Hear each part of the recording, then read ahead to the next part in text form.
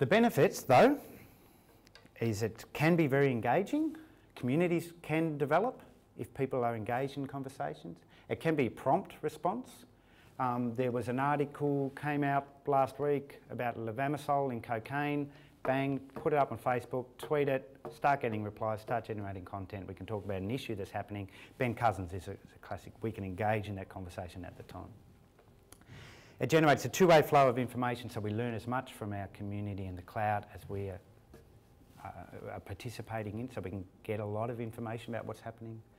And through that information, we can develop new resources naturally from the cloud activities. The information can be corrected, and that's what's happened on Bluebelly a lot. A lot of people with a lot of knowledge have read those, said, that bit there, that's not quite right, it should be this. I do a bit of research, you're right, bang, thanks for that. So information can be corrected. And every time you go there on a Web 2 site, hopefully it's changing, which is engaging. Beth Cantor in the US talks about Web 2 in non-government organisations and not-for-profits, and she's a blogger that I follow. This, I think, was a very useful strategy that she suggested for, and this is what I'm going to talk about now. If you're an NGO and you're thinking about heading down this path, what's the way I would suggest you go about doing it? And she talks about these building blocks, starting off by listening, then starting to engage, and etc. So the first thing to do is really just to listen what the cloud is talking about. And there are some tools there that she suggests for each of those strategies. Crawl, walk, run and fly. And I'll just make some suggestions of how I think we can go about doing those things. And in the conversations I've had with other organisations since the last time we were talking about this, that they've said, we want to head down this path, what can we do? The first thing I've asked is, do your staff have access? And the two main organisations that I spoke to, they don't. So, you know, if people are going to start talking in the cloud, they need to feel comfortable in the cloud. The way to do that is with people that you know. So really it's allowing what we would term the inappropriate use of Facebook to occur at work, and I would be arguing that that's actually people becoming more comfortable, more competent in a Web 2 environment, and then get them to progress that on to their current work. Yes, there was one organisation that I won't name that has just a few weeks ago blocked Facebook because two staff used it to have an argument. And so I said to them, to the person, I said, do you still access Facebook? And they said, of course. Yeah, so I don't think you can stop it. And I think we should be encouraging it in a responsible manner. There's balance. You know, we're allowed to use a phone, we're allowed to send personal emails. What's the difference? I know Twitter's blocked at some places. I certainly have heard from Heads Together that Ning is blocked at some places, but hopefully that's changing. If you're starting it up, we need some guidelines. This is not open access, and this is really difficult to write guidelines around Web 2 because it is a cloud and because it's so undefinable. You can't say this is what we're talking about. But I would be making some suggestions. If you are going to write some guidelines or policies, they need to be specific and they need to include examples.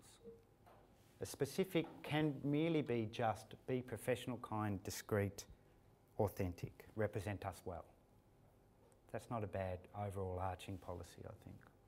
And then give some examples. Can I tweet this? Can I post this? How do I post the newsletter? Well, how do I give some examples on what is clearly appropriate and what's clearly inappropriate? Align it with your organisation's communications objectives, and just write something in there about Web 2. And then go ahead and do it. This is Moreland Hall's Facebook account, and it's cost us nothing. We didn't do a business plan or have a policy about it. We just did it, and it's gone very well.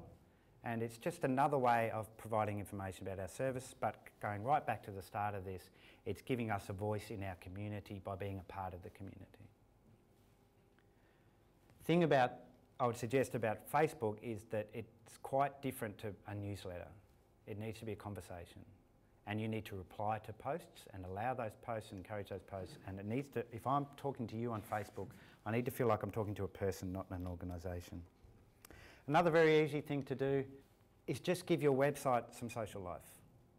Put a Facebook link on the front.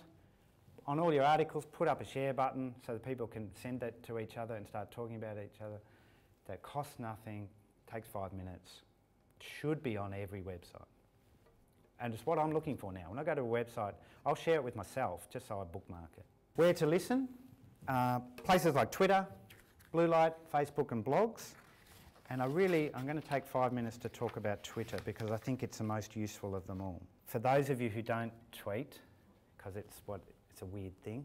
I know it's a weird thing, but if you bear with it for a few weeks, it'll click and then it will, I would suggest for most of you, you'll never go back. It's awesome. It's awesome. Once you get your Twitter up and running, you just sit back and it all comes to you. You just sit back and watch it happen. You get instant updates, news, research, events, opinions from all over the world, or you can scale it to however you like. You get nice little snippets of HR information. You follow groups around particular topics of interest of yours. Flick over to that group every now and again to see what the current hubbub is about HR, cocaine, whatever your current interest is. It's purely international. There's no difference between me talking to Sean or talking to a person in Seattle. And it feels like that. It feels like I'm talking to them sitting next door to me. So you get very nice networks developing with international people. It's very non-threatening. People can be very concerned about posting what they think, their opinion, their thoughts, their credibility, their professionalism in an online environment where people will read it. Twitter's not like that. It's very short, sharp, forgiving. You can post the wrong thing and it doesn't matter. And there's 2 links there that will be in the presentation that if you want to see a bit more about what Twitter's happening in the ARD sector, I would suggest Quitter is one, pure Twitter site around harm reduction and quitting information for tobacco smokers. And Nigel Brunston at Injecting Advice in the UK has written an article about how to use Twitter for drug workers that is very good too. Other places to listen are on the social networks. Join Facebook, join Heads Together, join Dual Diagnosis, join AIDS Space or join any other cause that you think you might be interested in and start participating in the conversation. Participate as yourself and then later on maybe as the organisation. Blogs are excellent to read and we're posting a current article on Heads Together. The resource of the month is really around blogs, and blogs are where a lot of the new information around drugs and alcohol are being posted because they are so quick and they are cloud-based. These are fantastic blogs. Injecting Advice, Monica, Wired In has thousands of bloggers in there, all blogging about drug and alcohol issues. Australian Heroin Diaries are fantastic. Between the Lines is a new blog around stimulants and other drugs. Just read the blogs. The reason why I suggest the blogs is because these are people writing from their own point of view and there's a lot of discussion generated and you can participate in that. So it's really good Web 2. If you want to step that up a bit, if you're feeling confident, go to the forums. Blue Light, Drugs Forum, quite a few others. Blue Light's the one though. If you want to talk about illicit drug use in Australia, Blue Light's the only place you can really do that. Same as on highs and lows, also other good places to post some comments and post some stories too. But I just want to talk about Blue Light for a second because I see this as the holy grail for us. If we can get a voice in Blue Light, then I reckon we've done it. This is where drug users are talking to each other and generating harm reduction advice. And I was thinking where might be a good start for us to get in there. There's a thread on there called the Harm Reduction Contact Thread, where all it is harm reduction organisations putting their logo up and telling them what services they provide. That's all it is. But it's a voice in this place. The Where to Get Help thread might be, and what they, people who have access services post in there, but they keep saying, can the services please post? So I think we should, Moreland Hall, go into Blue Light and say, this is Moreland Hall, we're here, we do this. And then see what the reaction is. And there's, once we're in there, and we're far from being in there yet because this is quite a potentially hostile place. There's a lot of questions getting asked in there that are pure harm reduction that I think we really, if we're taking our job responsibly, we should be contributing to those discussions. And there's one here that I've just picked out as an example of a question posted by a person on Blue Light wondering if it's a good idea to do lines of meth. He's thinking about snorting. Is it a good idea? And other people post on there, but saying it's crush it up, snort it, stay safe. Another person says, look, I'd recommend eating it. You're not going to get that much more bioavailability out of snorting. It's a lot safer to eat, etc. But wouldn't it be great if Moreland Hall said this?